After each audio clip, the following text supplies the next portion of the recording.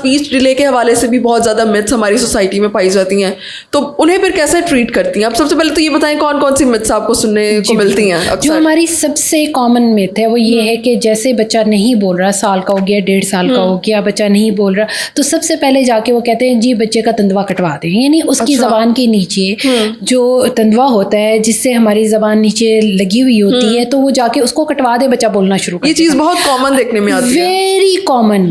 اچھا, اور یہ ایسی چیزیں جو بغیر کسی ڈاکٹر کو دکھائے ہوئے, بغیر کسی اسپیچ تھراپسٹ کو دکھائے ہوئے, خود سے پیرنٹس جا کے سب سے پہلا یہ اسٹیپ کر کے آتے ہیں. جب وہ ہمارے پاس آتے ہیں تو پہلی بات ہمیں یہ بتاتے ہیں کہ ہم تندوا کٹوا چکے ہیں. اچھا, ہم ان سے پوچھتے ہیں آپ نے تندوا کیوں کٹوایا؟ کہتے یہ بول نہیں رہا تھا نا اس لیے کٹوایا. ہمارے ہاں 99% تندوا غلط کاٹا جاتا ہے, اس کی ضرورت ہی نہیں ہوتی. ٹھیک ہے, جب تک کہ آپ کو اسپیچ اینڈ لینگویج پیتھولوجسٹ نہ بتائے کہ جی اب ضرورت ہے بچے کا تندوا کٹوائیں, تب کٹوائیں. اس کے بغیر کٹوانے کی ضرورت نہیں. آپ یہ سوچیں 99% جو تندوا کٹوانے والی سرجری ہے وہ غلط ہوتی ہے, اس کی ضرورت ہی نہیں ہوتی. اور وہ خود سے, اچھا ایک تو یہ چیز ہوگی. دوسرا وہ کیا کہیں گے, جنرلی نانیاں دادیاں کہہ رہی ہوتی ہیں کہ جی ماں باپ کیا کر رہے ہیں, ان کی تربیت ٹھیک نہیں ہے اس لیے بچہ نہیں بول رہا. صحیح, ڈیفینیٹلی کہیں پہ پرابلم آ رہے ہوتے ہیں, لائک اسکرین ٹائم زیادہ ہے, پیرنٹس ٹائم نہیں دے رہے, یا دونوں جاب کرتے ہیں, یہ ایشو آ رہا ہے, سمجھ آتی ہے. بعض اوقات بچے میں اس طرح کے ڈس آرڈرز موجود ہوتے ہیں جس کی وجہ سے وہ بغیر ہیلپ کے بول نہیں پائے گا.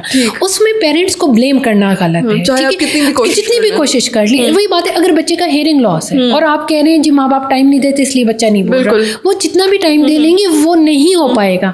یہ بھی ہو سکتا ہے بچے کا کوئی دماغی مسئلہ ہو, کوئی ڈیولپمنٹل یا نیورولوجیکل پرابلم ہو جس کی وجہ سے بچہ بول ہی نہیں سکتا, اور آپ پیرنٹس کو بلیم کر رہے ہیں جی یہ کچھ نہیں کر رہے یا یہ بات نہیں کر رہے. اور ایک یہ بڑا مسئلہ ہوتا ہے کہ بچے میں جو ہے نا وہ کمزوری ہے, اور اس کو بادام کھلانا شروع کر دیں اور یہ ساری چیزیں کھلانا شروع کر دیں. سارا پرابلم وہیں سے شروع ہوتا ہے, کیونکہ جب ہمارے پاس ڈائگنوزز ہی نہیں ہے تو ہم کبھی ادھر تیر ماریں گے, کبھی ادھر تیر ماریں گے, اور ہمیں فائدہ بھی نہیں ملے گا.